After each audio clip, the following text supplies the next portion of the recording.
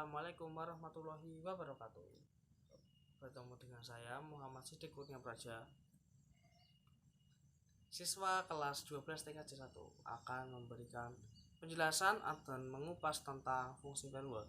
Jangan lupa untuk di like, di subscribe, dan di komen, bos. Oke, terima kasih, selamat menonton.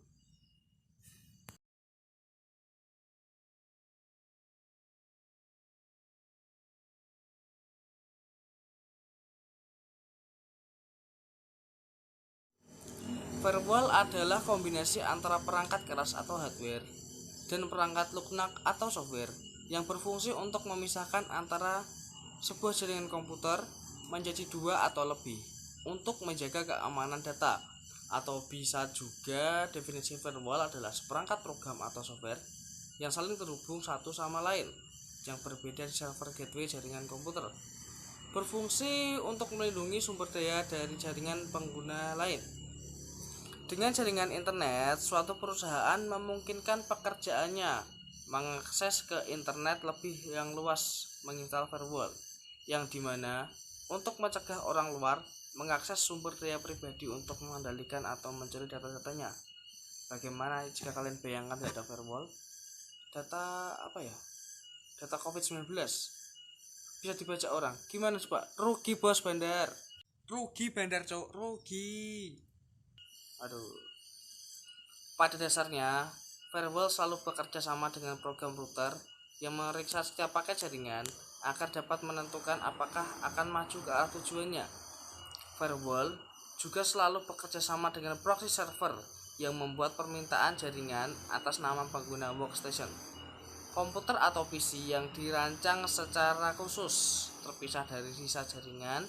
Sering diinstal firewall sehingga tidak akan ada permintaan yang masuk, bisa langsung mengakses pada sumber daya jaringan. Ini saya tampilkan ilustrasi firewall. Jadi tujuan utama firewall yaitu memisahkan daerah yang aman dari daerah yang kurang aman atau tidak aman, dan juga untuk mengontrol komunikasi antara keduanya. Firewall dapat melakukan berbagai macam fungsi lainnya, akan tetapi terutama tanggung jawab untuk mengendalikan komunikasi inbound dan komunikasi outbound dari satu komputer ke semua atau ke seluruh jaringan. Selanjutnya ada fungsi firewall. Fungsi firewall pada jaringan diantaranya adalah sebagai di bawah ini. Yang pertama, mengatur dan mengontrol lalu lintas jaringan. Fungsi pertama yang harus dilakukan oleh firewall adalah dapat mengatur dan mengontrol lalu lintas jaringan yang diizinkan untuk mengakses jaringan privat atau komputer yang dilindungi oleh firewall. Jadi firewall itu seperti polisinya internet. Jadi dia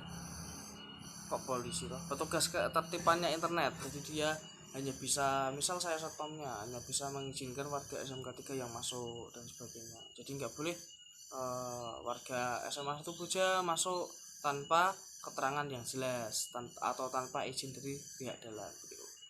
Yang kedua, atau memproses inspeksi paket.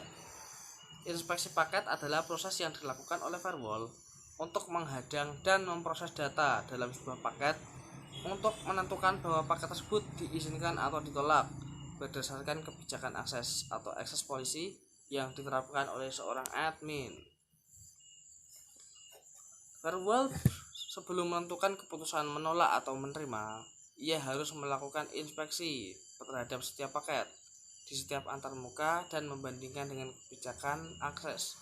Inspeksi paket dapat dilakukan dengan melihat elemen-elemen berikut ketika menentukan apakah hendak menolak atau menerima komunikasi. Yang pertama, alamat IP dari komputer sumber. Dari mana alamatnya, apakah terdaftar. Yang kedua adalah port pada sumber komputer. Yang ketiga adalah alamat IP dari komputer tujuan. Yang keempat adalah port tujuan data pada komputer tujuan. Yang kelima ada protokol IP. Yang keenam ada informasi header yang disimpan dalam paket. 3. Agar keadaan koneksi dan koneksi. Agar dua host TCP atau IP dapat saling berkomunikasi, mereka harus saling membuat koneksi satu sama lain. Koneksi ini memiliki dua tujuan.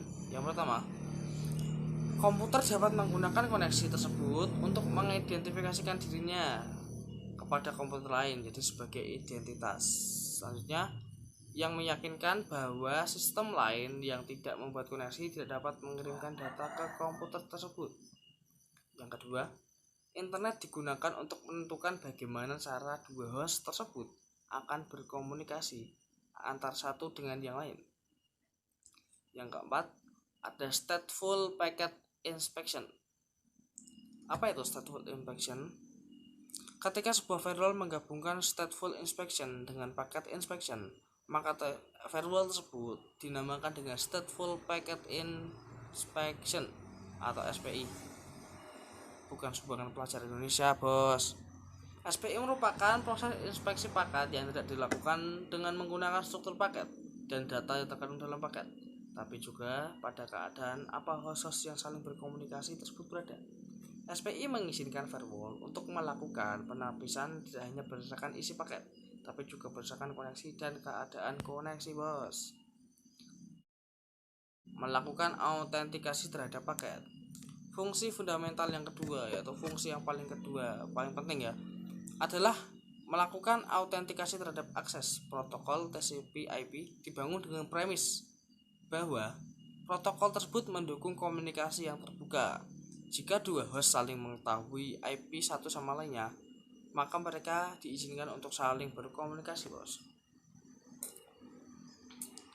Pada awal perkembangan internet, hal ini dianggap sebagai hal berkah, tapi saat ini semakin banyak yang terhubung ke internet. Siapa saja yang dapat mungkin kita tidak tahu ya siapa saja yang bisa berkomunikasi dengan sistem yang kita miliki. Makanya firewall dilengkapi dengan fungsi autentikasi dengan menggunakan beberapa mekanisme tersebut. Sebagai berikut. Firewall dapat meminta input dari pengguna mengenai nama pengguna atau username serta kata kunci atau password. Metode ini sering disebut dengan Extended Authentication atau SEAUT. 4. Selanjutnya, menggunakan SEAUT, pengguna yang mencoba untuk membuat sebuah koneksi akan dimintai tentang input mengenai nama dan kata kuncinya sebelum akhirnya diizinkan oleh firewall. Umumnya, setelah koneksi diizinkan dengan kebijakan keamanan dalam firewall tidak lagi perlu mengisikan input password dan namanya. Ini sudah diterapkan di Google ya, banyak ya. Jadi kita misal mau masuk ke web ya, kita punya akun di Google Classroom. Ketika kita sudah buka Google Classroom, ketika kita pakai HP atau perangkat yang sama, biasanya kita akan langsung terhubung, bos. Itu. Metode selanjutnya adalah menggunakan preset key atau PSK. Untuk PSK sing ning kono kae, Lur. Iki PSK komputer, Lur. Adalah kunci yang telah diberitahu kepada pengguna. Jika dibandingkan dengan sertifikat digital, PSK lebih mudah diimplementasikan karena lebih sederhana. Tetapi PSK juga mengizinkan proses autentikasi tanpa dengan intervensi pengguna. Dengan menggunakan PSK, setiap host yang diberikan sebuah kunci yang telah ditentukan sebelumnya yang kemudian digunakan untuk proses autentikasi. Kelemahannya adalah jarang sekali digunakan dan banyak organisasi yang seringkali menggunakan kunci yang sama untuk melakukan koneksi terhadap host yang berada jarak jauh. Nah, ini misal polisi ya, divisi Humas Polri pakai kuncinya Polri pakai kuncinya apa ya? Siap sedia. Lah, Pramuka SMK juga punya jaringan internet dengan kata kunci siap sedia. Lah nanti bagaimana kalau kita bisa mengakses, kalau kita masukkan nama atau input seri nama terus masuk di divisi Humas Polri, kan jebol, bos. Ya, karena melindungi sumber daya dalam jaringan privat. Salah satu tugas firewall adalah melindungi sumber daya dari ancaman yang mungkin datang. Proteksi ini dapat diperoleh dengan menggunakan beberapa contoh peraturan akses. Yang pertama, penggunaan SPI atau application proxy atau kombinasi dari semuanya untuk mencegah host yang dilindungi dapat diakses oleh host-host yang mencurigakan atau terlepas jaringan yang mencurigakan, bos.